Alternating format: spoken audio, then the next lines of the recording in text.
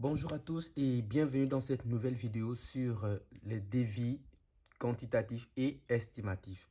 Alors, je tenais d'abord à m'excuser pour les abonnés parce que j'étais très absent ces derniers temps. Et donc, dû au fait que voilà, je suis très occupé, j'ai presque pas de temps. Mais je vous promets que les jours qui viendront, les jours qui suivront, je vais publier au moins 1 à 2 vidéos par semaine. Voilà, pour être un peu à temps par rapport aux questions que certains abonnés me posent un peu en inbox. Voilà. Et donc là, nous allons parler du devis quantitatif et estimatif que vous pouvez faire vous-même à la maison. Plus besoin de faire appel à un professionnel. Alors, ce qu'il faut savoir dans un devis, c'est que les prix varient en fonction de votre région, donc de votre pays. Vous n'allez pas faire un devis avec les prix de... Si vous êtes en Afrique, vous n'allez pas faire un devis avec les prix de l'Europe, de l'Amérique, etc. Donc, vous faites des devis en fonction des prix de votre localité. Voilà. Et donc, dans un devis, vous le faites par lot. Qu'est-ce que j'entends ici par lot? Lot, en fait, là, on parle de catégorie. Alors, catégorie, c'est-à-dire, vous n'allez pas forcément tout mélanger. Vous pouvez le faire, mais pour être plus ordonné, vous le faites par lot, donc par catégorie. C'est-à-dire, vous savez que dans un chantier, il y a l'installation du bâtiment, il y a l'implantation du bâtiment, il y a les terrassements, donc il y a toute une hiérarchie, donc il y a tout un ordre à suivre, toute une procédure à suivre. Et donc c'est cette procédure-là que l'on va appeler lot. Donc par exemple, le lot 1, ici, là, je parle de préliminaire. Là, quand on parle de préliminaire, on a donc l'implantation du bâtiment ou encore l'installation du l'implantation du bâtiment ou du chantier ou encore l'installation du chantier. C'est-à-dire, vous avez votre terrain, vous allez commencer à dispatcher des choses, des éléments. Voilà, vous allez vous installer sur votre terrain en quelque sorte. Donc, c'est ça que l'on appelle le lot 1. Donc, le lot 2, par exemple, nous avons le terrassement. Donc, dans le terrassement, on a ce qui est nettoyage, excavation, décapage des engins et tout ça. Donc, c'est ça qui rentre dans le lot 2. Donc, le lot 3, par exemple, nous avons ici les fouilles. Et on sait que dans les fouilles, on peut avoir des fouilles, on rigole. Donc, les fouilles on rigole donc semelle filante par exemple, on a des fouilles semelles isolées. Donc toutes ces fouilles-là rentrent dans le lot fouille tout simplement. Nous avons le lot 4 du remblai. On sait qu'on va rembler les fouilles. Quand vous allez faire les fouilles et que vous allez mettre peut-être un mur de fondation, bien sûr, vous allez rembler les parties qui vont rester autour du mur de fondation. Vous allez rembler cette partie-là. Vous allez aussi rembler certainement quand vous allez faire toute la fondation de la maison ou la fondation, vous allez rembler les différentes pièces. Et donc, tous ces remblais-là rentrent dans le lot remblai. Ainsi de suite. Là, je ne vais pas vous faire une liste exhaustive de tous les éléments parce que c'est vraiment très long. Il y a plusieurs éléments à prendre en compte jusqu'aux finitions, aux portes, aux fenêtres, etc. Et là, vous allez tout simplement vous limiter. Bon, là, je vais me limiter aux aciers. Voilà, pour commencer, trop de bavardage, on passe maintenant au devis proprement dit. Alors, nous avons les différents lots. La désignation ici, c'est les noms des différents éléments. Ici, les unités. Il faut savoir aussi que dans les devis, là, on parle d'unités. Les unités, ici, je fais allusion à soit les mètres carrés, mètres cubes, les tonnes, les kilos, les litres, les volumes, etc. Donc, l'eau devis se calcule par unité de volume ou unité de surface ou encore de capacité. Ça dépendra. Vous avez la quantité, vous avez le prix unitaire. Le prix unitaire, c'est le prix d'un seul élément. Et là encore, le prix varie en fonction de votre région. Et vous avez enfin le prix total des éléments. Pour commencer, on ne va pas s'attarder sur les préliminaires implantation bâtiment. On va directement commencer par le lot de terrassement.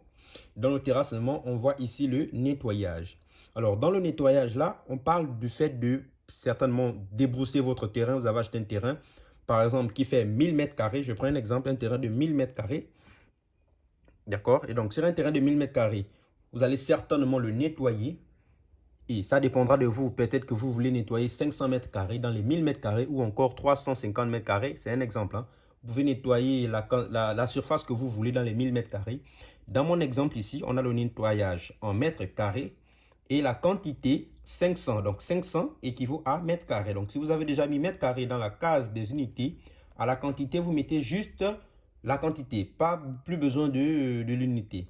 Alors ici, 500 correspondent, les 500 correspondent donc à la quantité de surface que vous voulez nettoyer dans votre surface globale. Donc, si vous avez un terrain de 1000 mètres carrés, vous voulez donc nettoyer 500 mètres carrés. Et donc, le prix unitaire, là, ce sont les prix du Gabon, d'après le bordereau des prix. Certainement, je ne sais pas si ça a changé, mais le prix unitaire, quand c'est manuel, quand le terrain est débroussé de façon manuelle, ici c'est 600 francs par mètre carré. Bien sûr, le prix est plus élevé quand c'est une machine qui le fait. Et donc, le prix est de 600 francs par mètre carré. Étant donné que nous avons 500 mètres carrés donc, à débrousser, vous allez juste faire 500 multiplié par 600 tout simplement. Et vous avez 300 000. Ici, donc, vous mettez le prix ici, 300 000 francs. 300 000 francs. Donc, vous avez 500 mètres carrés et 600 francs par mètre carré. Donc, vous faites 600 francs multiplié par 500 et ça vous donne donc 300 000 francs pour nettoyer donc 500 mètres carrés. Voilà. Au niveau du lot 3, nous avons ici les fouilles. Alors, dans les fouilles, on peut avoir des fouilles en rigole, donc sous semelle filante, comme vous pouvez voir à l'écran. Voilà, là, vous voyez donc une fouille en rigole. Donc, quand on parle de rigole, on parle de semelle filante. Voilà. Et vous avez aussi une fouille isolée, en semelle isolée. Donc, pour parler d'abord de la fouille en rigole, c'est en mètres cubes. Qui dit mètre cube dit donc volume. Donc, dans ce petit croquis, par exemple, on peut avoir ici, j'ai fait ça vraiment comme ça, une fouille que vous allez creuser soit à la main, soit à la machine. Donc, comme vous pouvez le voir sur l'écran, on a une fouille comme ça et on a des dimensions. Donc, on peut avoir donc une dimension ici en bas. Donc, la largeur de notre fouille peut aller à 60, par exemple. La largeur de notre fouille peut aller à 60. Et une hauteur, certainement, je vais prendre un exemple comme ça, 40, par exemple. 40. Et on a aussi le linéaire, parce que quand on parle de volume, on parle là de longueur, largeur et profondeur. Donc, on a déjà la largeur ici de 60, la profondeur de 40 et peut-être une longueur de 3 mètres, par exemple. 3 mètres. Et vous allez juste faire le calcul de 3 mètres multiplié par 60 cm, donc 0,60 mètres, multiplié par 0,40 mètres. Ça vous donne un volume de 0, V égale 0,72 mètres cubes. Bien sûr, vous le faites en fonction du plan de fondation, d'accord? Donc, dès que vous avez fait le plan de fondation, normalement, dans le plan de fondation, vous avez, par exemple, je fais ceci, pour que vous compreniez mieux. Et là, vous avez certainement un poteau. Ici, un poteau. Là, un autre poteau. Votre plan de fondation, on va voir ça. Donc, c'est la semelle filante que l'on voit comme ça autour. Donc, cette semelle filante qui fait donc ici 60. Donc, sur le plan, vous allez juste voir la largeur de la semelle filante qui fait certainement 60. Et sur la coupe, vous allez donc avoir la hauteur de 40, la profondeur de 40 ou la hauteur si vous voulez. Et donc, la largeur de 60 aussi et le linéaire. Donc, vous allez avoir donc 60 fois 40 fois 3 mètres qui vous donne le volume. Et vous le faites pour toutes les semelles du bâtiment. Donc, en fonction de votre plan de fondation. Donc, vous avez ici peut-être 3 mètres. Et ici, peut-être 2 mètres. Et là, peut-être 1,50 m. Vous le faites sur tout le linéaire de votre plan de fondation. Parce qu'on n'a pas qu'un seul côté qui a la semelle filante. Certainement, tout le plan a une semelle filante. Donc, vous faites ça pour tous les éléments. Si vous avez un plan comme ça, donc forcément, la semelle filante va faire le tour comme ça là. Et donc, vous allez calculer le linéaire de toute cette semelle filante, élément par élément. Et vous allez juste additionner par le nombre d'éléments. Donc, si vous trouvez par exemple 0,72 mètres cubes pour un élément, donc peut-être pour cette partie-là, vous allez le multiplier par le nombre d'éléments qu'on a dans le plan de fondation. C'était cette petite parenthèse. Donc, pour notre cas, on va juste se limiter à un seul côté. Donc, 0,72 mètres cubes que vous allez mettre ici à fouille en rigole ici. Le prix unitaire est de 1900 par mètre cube. Et on a trouvé donc 0,72 mètres cubes. Donc, si on fait 1900 multiplié par 0,72 mètres cubes, on trouve donc 1950. On est ici, 1900 multiplié par, on a trouvé ici 0,72 mètres cubes pour une seule semelle en rigole. Bon, considérons que nous avons peut-être 8 semelles en rigole du même volume. Donc, on va juste faire 0,72 multiplié par 8. Si nous avons donc 8 semelles en rigole du même volume, donc on a 8 mètres 72, donc on a 8,72 mètres carrés cubes pour 8 semelles en rigole du même volume. Et donc, on a donc 8 mètres cubes. Donc, la quantité ici, on aura 8, qu'on vient de calculer, 8,72 mètres cubes. Et on a un prix unitaire de 1900 francs. Donc, on a 1900, vous allez faire 1900 multiplié par la quantité totale que vous avez trouvée ici de 8,78 mètres cubes. 72, pardon, mètres cubes. Et vous trouvez donc 16 568 francs. Voilà. Et vous faites la même chose pour la fouille isolée. Voilà. En ce qui concerne les fouilles en semelle isolée, vous savez très bien aussi que dans une semelle isolée, en fait, c'est un trou. Donc, vous pouvez donc, par exemple, en plan de fondation, vous avez la semelle filante qui fait comme ça et semelle isolée en trou. Ça, les extrémités, généralement, c'est là où il y a les poteaux. Voilà, le poteau, il est là, certainement au milieu. Comme ça. Donc, vous avez la semelle filante ici, que l'on a calculé plus haut. Et vous avez la semelle isolée qui est ici en trou. Et donc, dans cette semelle isolée, on a bien sûr les côtés. Donc, une longueur, une largeur et une profondeur. Parce que là, on parle de volume. Ici, fouille, semelle isolée, mètre cube.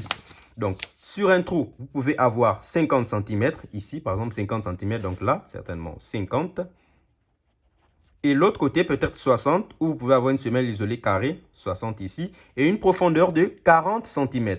Comme vous pouvez voir à l'écran, c'est ça là que l'on appelle semelle isolée. Donc, c'est un trou qui se trouve aux extrémités, où il y a généralement les poteaux. Voilà. Et donc, si vous avez donc 50 cm par 60, donc vous faites juste 0,50 mètres multiplié par 0,60 mètres multiplié par 0,40, la profondeur, qui nous donne alors 0,12 mètres carrés pour une seule semelle isolée. Donc, si on considère par exemple que dans notre plan de fondation, on a 20, je prends un exemple comme ça, vous allez juste faire 0,12 multiplié par 20 semelles isolées parce qu'on considère que l'on a 20, c'est en fonction de votre projet. Donc, si vous avez plus de 20 semelles isolées du même volume ou des mêmes dimensions, vous multipliez juste le volume d'un élément multiplié par le nombre d'éléments. Ce qui fait que par 20, nous avons 2,4 mètres cubes. Voilà. Il faut bien vérifier sur votre plan de fondation les éléments de vos semelles. Donc, si ça a les mêmes dimensions ou des dimensions différentes, vous faites le calcul élément par élément. Donc, si vous avez les dimensions identiques, vous les multipliez juste par le nombre d'éléments qui se ressemblent. Et donc là, nous avons 2,4 mètres cubes pour 20 semelles isolées du même volume et des mêmes dimensions. Et on a un prix unitaire toujours de 1900 francs par mètre cube. Et donc, on a trouvé que nous avons 2,4 mètres cubes. On va juste faire 1900 multiplié par 2,4 mètres cubes qui nous donne 4560. Donc, pour le prix de 20 mètres de 2,4 mètres cubes de semelles isolées ici, on a donc 4560 francs. 4560 francs. Alors, pour revenir, vous pouvez faire un total par lot. Par exemple, là, le terrassement, on a un nettoyage, vous pouvez, son total, c'est tout simplement 300 000. Les fouilles, on a fouilles en rigole, donc sous semelle isolée, et fouilles, semelle isolée, on a 16 568 et 4 560 francs. Vous pouvez faire le total par lot, donc un lot à son total, un autre lot à son total, ou vous faites le total de tous les éléments juste à la fin. C'est à vous de voir, pourvu que vous ayez un total, c'est le plus important. Alors, ici, le lot 4, nous avons le remblai. Nous savons que dans un remblai, on peut remblayer les fouilles. Donc, quand nous avons fait la fouille ici, nous avons mis notre mur de fondation là. Nous avons la semelle isolée ici, béton de propriété en bas, semelle filante, pardon, comme ceci. Et là, nous avons notre mur de fondation. Donc, le trou qui fait certainement 60 cm, notre mur de fondation qui fait 15 cm de largeur et les extrémités là sont normalement vides. Eh bien, on va les remplir ces vides-là. Et c'est aussi un calcul. Si vous avez un trou comme ça, de 60 cm, la largeur de la semelle filante, voilà. Et vous avez donc béton de propriété ici, semelle filante, le béton de la semelle filante. Et ici, le mur donc de fondation. Ici, les hachures, les murs de fondation. Et ici, on a le chaînage. D'accord. Alors, ici, on voit que c'est le terrain qui s'arrête là. Donc, on est à plus ou moins 0, 0. C'est le terrain naturel. On descend ici, on va dire que notre fouille est à 60 cm. D'accord? Notre fouille est à 60 cm, donc du sol, du terrain naturel. On creuse de 60 cm. D'accord? Et donc, ici, on va remblayer juste à partir du dessus de la semelle filante au niveau du sol. On ne va pas remblayer jusqu'au sol, ce n'est pas possible. On va remblayer parce que là, on a mis le béton de propreté. On a mis la semelle filante, le béton de la semelle filante. On a mis le mur de fondation. Donc, le mur de fondation commence au-dessus de la semelle filante et s'arrête au-dessous du chaînage. Ici, c'est le chaînage. Donc, le chaînage s'arrête là. Donc, le mur de fondation commence au-dessus de la semelle filante jusqu'au-dessous du chaînage. Donc, au même niveau que le terrain naturel. Donc, de plus ou moins 0,0. Et donc, là, on va remblayer juste cette partie-là. C'est cette partie-là que l'on va remblayer. Cette partie-là. Et bien sûr, ça a des dimensions. Si vous avez un terrain, considérons qu'ici, on a 60. Et l'épaisseur du mur fait 15. Donc, vous allez juste faire les 60 moins 15. Vous trouvez 45. Donc, 45, c'est des parts et d'autres.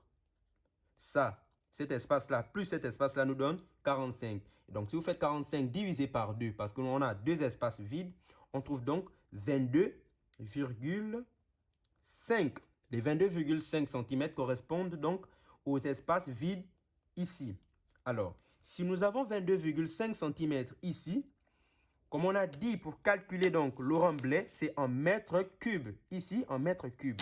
Et donc, qui dit mètre cube dit volume. Donc, trois éléments, la longueur, la largeur et la profondeur.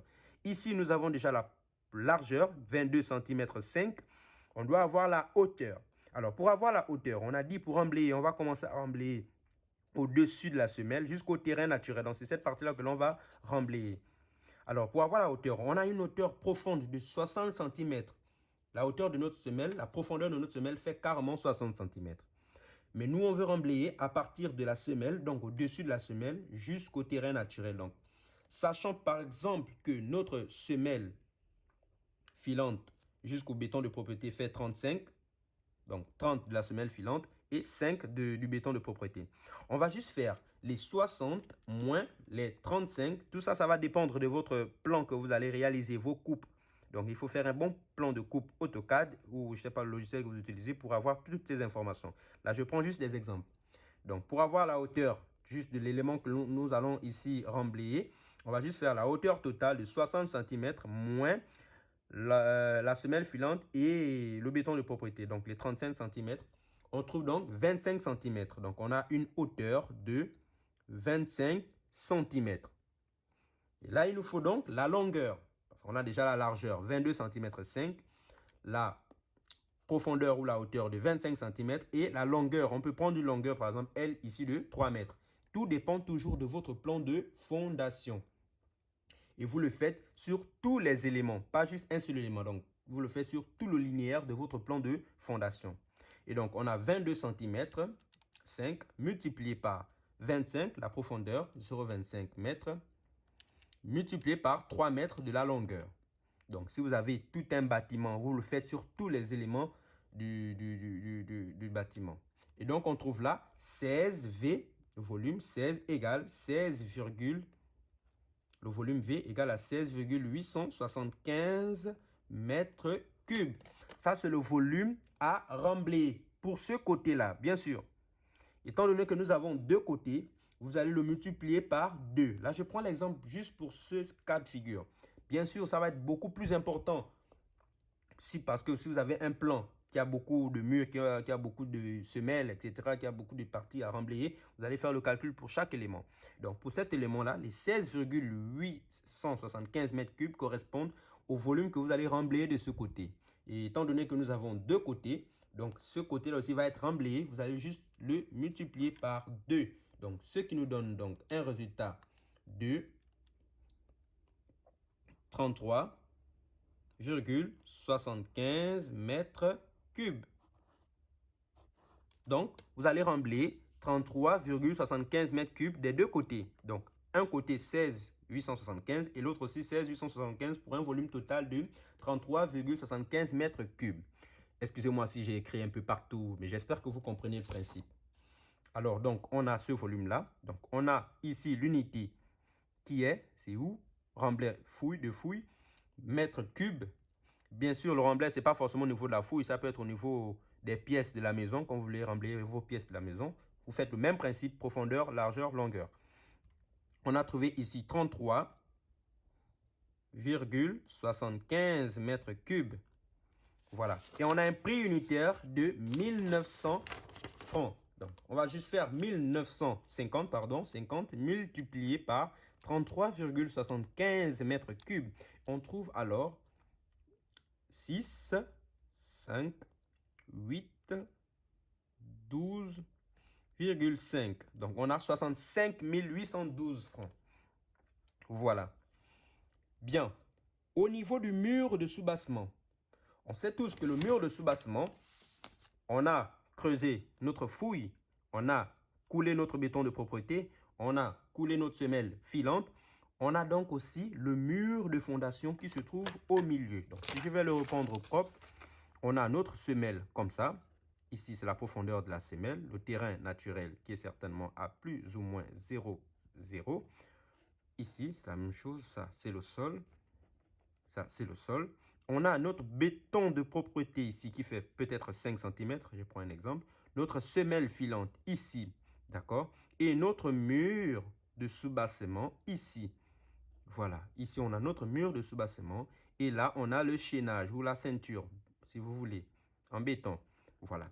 Donc, pour calculer notre mur de soubassement, vous le faites toujours par rapport à votre plan. Donc, si vous avez 20 murs, vous le faites avec les 20 murs. Là, je vais juste prendre un exemple pour un mur pour pas que la vidéo soit très longue. Alors là, nous sommes à ce niveau. Le mur, il est là. On dit parpaing de 15. Ici, c'est par surface. Donc, vous voyez bien le mètre carré. Donc, vous allez, quand vous faites un calcul au niveau des murs, c'est toujours par surface. Et là, ça dépendra donc des briques que vous allez utiliser. Là, c'est un parpaing de 15. Voilà, parpaing de 15, ça peut être des parpaings de 10, je ne sais pas. Mais là, dans l'exemple, on a le parpaing de 15 par mètre carré. Alors, qu'est-ce que vous allez faire? Qui dit mètre carré dit deux dimensions, à savoir la largeur et la longueur. Alors, la largeur de notre mur, ici, ce ne sera pas l'épaisseur. Ne pas confondre l'épaisseur et la largeur. Alors, la largeur de notre mur sera tout simplement sa hauteur, en fait. Tout simplement, sa hauteur. Donc, on a ça. La largeur de notre mur sera tout simplement la hauteur. Donc, si nous avons le mur de soubassement comme ceci, notre largeur sera la hauteur. D'accord? On va peut-être mettre une hauteur de 3 mètres, par exemple. Et une longueur de 6 mètres, par exemple. Là, nous avons la surface. Nous avons la hauteur qui correspond à la largeur et la longueur qui est là. Donc, on a 6 mètres multiplié par 3 mètres pour avoir la surface. On a 18 mètres carrés pour un mur. Ici, parpaing, donc 18 mètres carrés pour un mur. Et donc, si on considère que nous avons, par exemple, donc 18 mètres carrés pour un mur, 18 mètres carrés multiplié par 6, par exemple, on considère qu'on a 6 murs. Donc, vous faites juste 18 multiplié par 6 et on a 108 mètres carrés. 108 mètres carrés. Si on considère que l'on a 6 murs, donc on a 108 mètres carrés pour le mur de soubassement ici.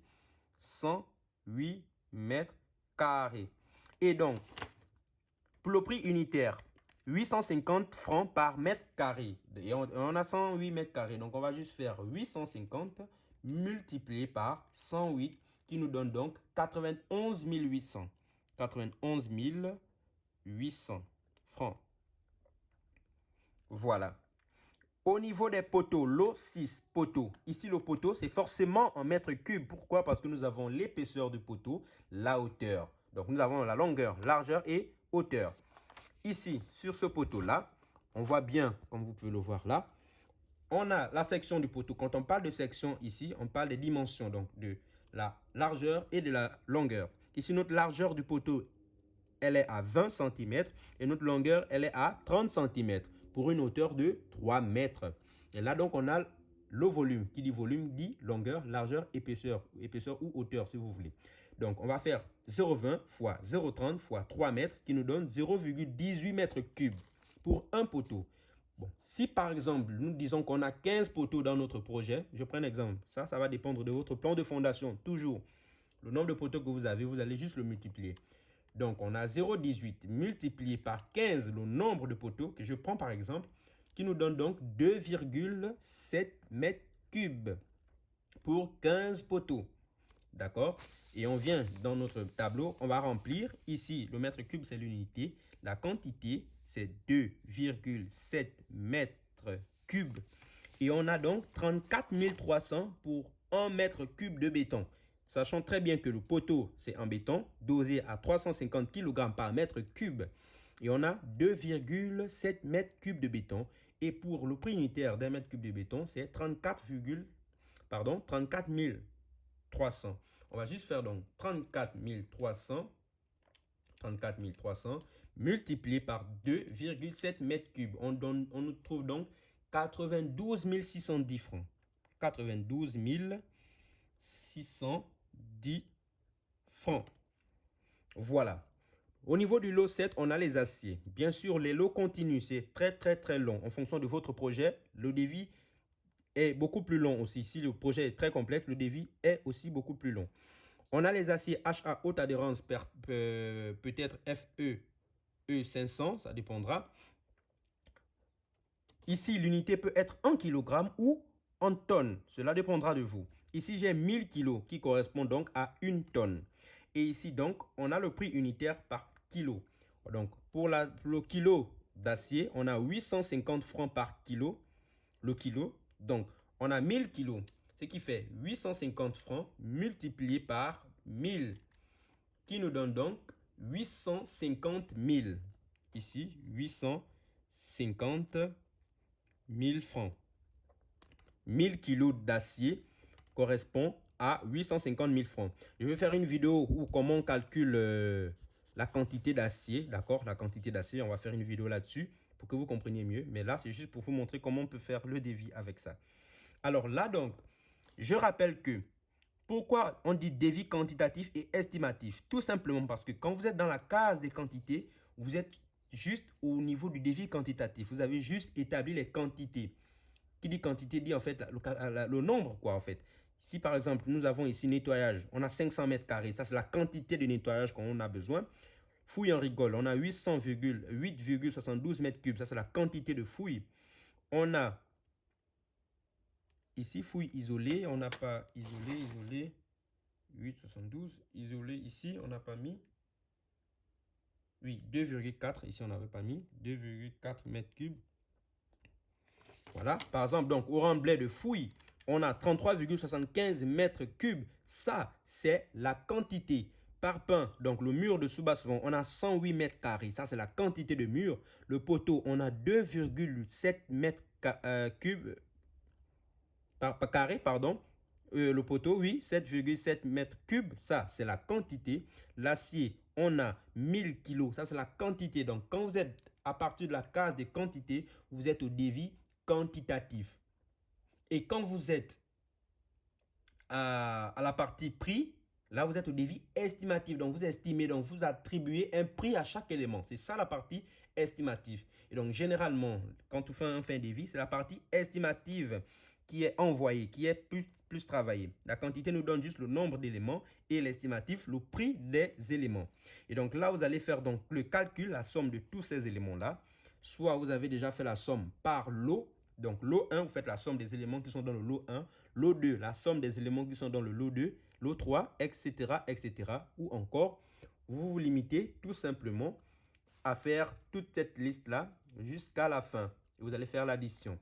Donc ici, on va juste additionner 300 000 francs plus 16 568 plus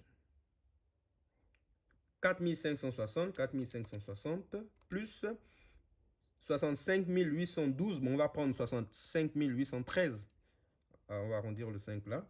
65 813 plus 91 800 plus 92 610 plus 850 000. On a donc le total ici. Donc, on va écrire certainement ici total, si vous voulez. Il vient là. La liste, elle est longue. Hein? Ça, c'est juste pour l'exemple. Le total, donc, on a 1, 4, 2, 1, 3, 1, 3, 5, 1 francs CFA. 3. Donc, on a là 1 421 351 francs. Voilà, donc vous avez un devis là de 1 421 351 francs. Bien sûr, les lots, comme je le dis toujours, ça va aller plus loin. Vous pouvez être dans les 20, 30 pages, etc. C'est possible. Plus le projet est énorme, plus les éléments vont augmenter. J'espère que cette vidéo vous a plu. N'hésitez pas à vous abonner, à mettre un pouce bleu, ce qui m'encourage à faire plus de vidéos. Et surtout à activer la cloche de notification pour ne manquer aucune de mes prochaines vidéos. Alors, n'hésitez pas à mettre un commentaire, à donner des suggestions et à partager vos avis. Voilà, vous avez là mon adresse mail pour des questions ou pour ceux dont vous voulez. Je vous mets aussi à disposition ceux qui utilisent le logiciel Arlantis 2019 ou Arlantis Studio 5. J'ai à votre disposition, je mets à votre disposition ce logiciel-là à un coût raisonnable, d'accord? Donc, vous m'écrivez par WhatsApp, je vous envoie l'élément avec son crack, d'accord? Et vous avez aussi la possibilité d'avoir Archicad pour ceux qui ne l'ont pas, Archicad avec son crack. Aussi, AutoCAD avec son crack. Bien évidemment, je vous envoie aussi Blender, le logiciel Blender avec son crack. Et je mets aussi à votre disposition la bibliothèque AutoCAD avec tous les éléments que vous avez besoin pour vos différents plans, etc. Donc, dans cette bibliothèque, vous avez l'aménagement extérieur, intérieur, en plan, en coupe, tout ce que vous voulez pour les façades, tout ce que vous voulez dans un projet. J'ai ces éléments-là que je peux vous envoyer. Donc, n'hésitez pas à m'envoyer un message par WhatsApp ou par mail qui s'affiche pour que je puisse vous envoyer les éléments. Voilà, j'espère que cette vidéo vous a plu. On se dit à la prochaine pour une nouvelle vidéo.